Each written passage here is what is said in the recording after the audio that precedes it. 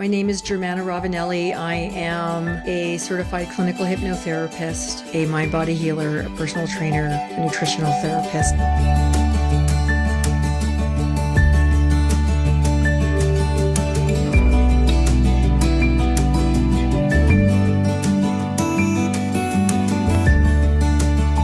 I was taught that health is harmonizing the body, the mind, and the spirit.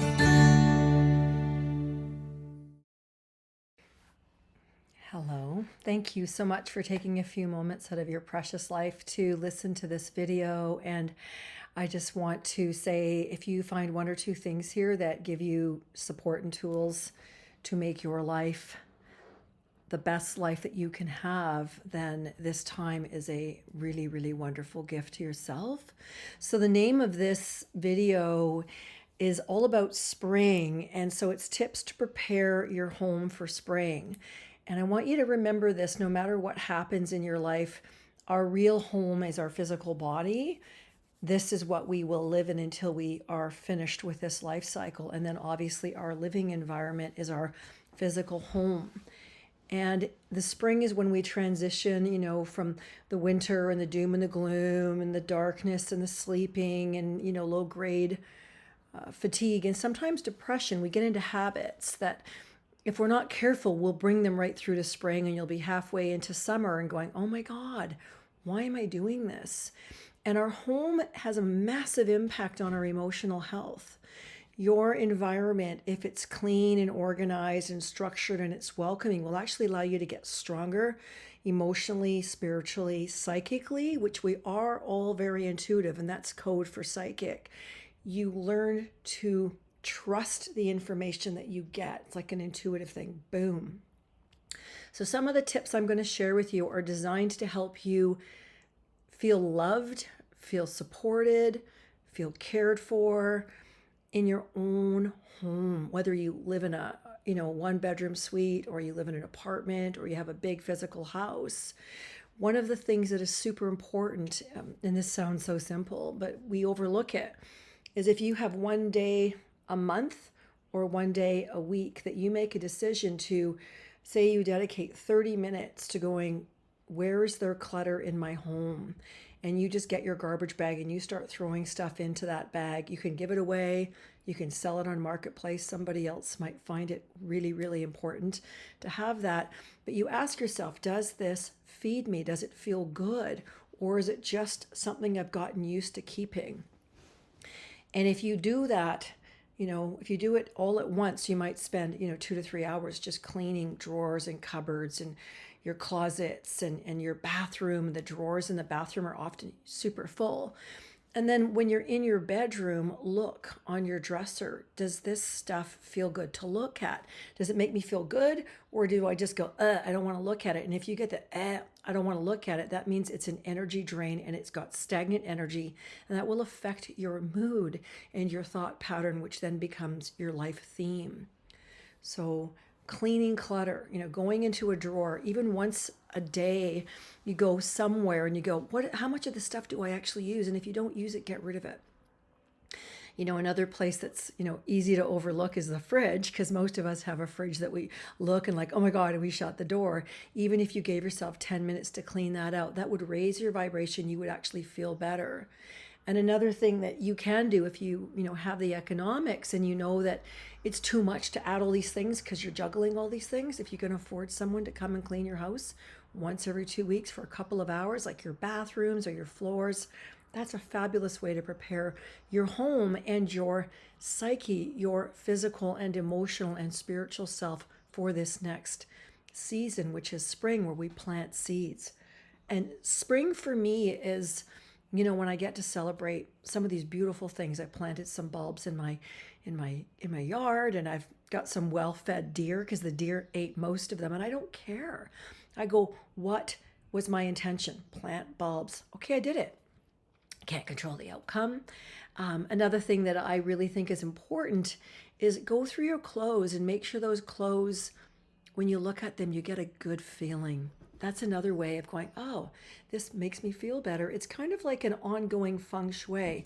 And feng shui is known as the art of placement.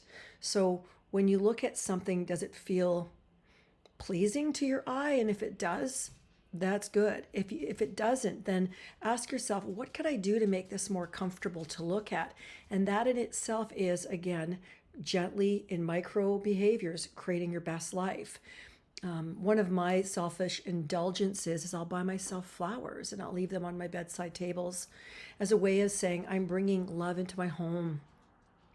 And then when some of them start to go, I like lilies. I'll clip them and I'll put them in a little bowl and I'll leave them in different parts of the house to say God lives here. And I believe that God is within us. It's not some off-planet thing with a list about what we did wrong. It's our essence. We come from that.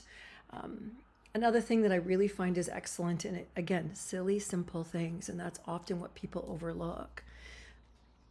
Fresh bedding and making sure there's nothing underneath your bed. There's no clutter, there's no dust, there's no things. You get that stuff out of there because it does affect your energy.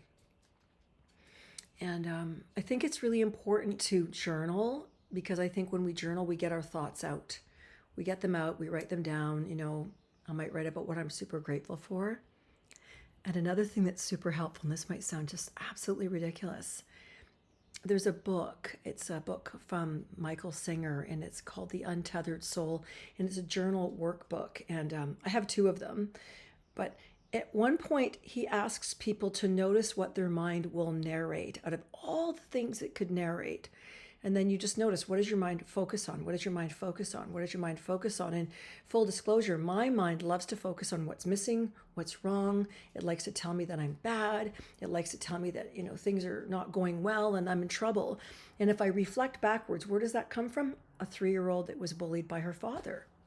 Nothing I ever did could be right. And so having that awareness, I can step back and go, oh, a part of the mind is doing this, instead of getting sucked down that suck down that negative river into the abyss of hell. And then from there, just being able to choose, okay, if I am, this being here on planet Earth, I call it Earth School, how do I celebrate this day? And for me, I have my own little silly practices where I'll meditate in the morning, which I think is very important because you're setting the tone for your whole day. And I'll also journal, and I'll just journal about what, if I had some dreams, what they were. I might also, look at what brings me joy today. I'll have a beautiful Chihuahua. And if I celebrate him, does my energy go up? You bet. Did that cost me anything? 0. What did it take? 60 to 90 seconds of my day. And so learning to slow down, learning to be present, also putting your feet, on the ground, super important, because we need to be connected to the earth. We live in a cesspool of electromagnetic frequencies, which deregulate our ability to think or to stop thinking and to feel. And our mind, unfortunately, is the root cause of most of our suffering, because if we don't have something to be afraid of, the mind will manufacture chaos. And if you know that, you can ask yourself if it manufactures something for you to be upset about, maybe criticizing someone else or criticizing yourself or the government or whatever. Pull your energy back and just say, am I willing to give this energy to this? Because if you do, that's your time that you're giving up, and there's no benefit. No one benefits. You don't get happier. You actually slowly get sick and toxic. And then you will spread that like a poison to other people and think you're, some right fighter. And you're doing 0 good for yourself and 0 good for the planet. So if you take that and you flip it back and you just learn to be in your physical, maybe your hips and your legs or maybe your belly, and just say, I appreciate you. You're doing a good job. You'd be shocked. The softness that might come in. These are little things. But what I've discovered in my lifetime is the little things are big things. I'm going to end this video, and I hope that someone gets something from it. So meditation's super important. If you don't run your brain, the outside world will. And that's a crazy town down there. You need to have the authority to be a master of your own thoughts. And if you can control this, you win. You're not always going to get it perfect, because that doesn't exist. But you can go, okay, this is my home. This is my space. I'm going to make it comforting, soothing, loving, and I'm going to give myself positive, kind, nurturing messages. If you make a mistake, go, made a mistake. Gee whiz, I guess I'm human. Thank you, and I hope you have a fabulous day. And that if you look at in this month of May, we have 2 full moons, and those are great opportunities to clear out the old in your life and make a new energetic charge for the next 30 days. Thank you for your time.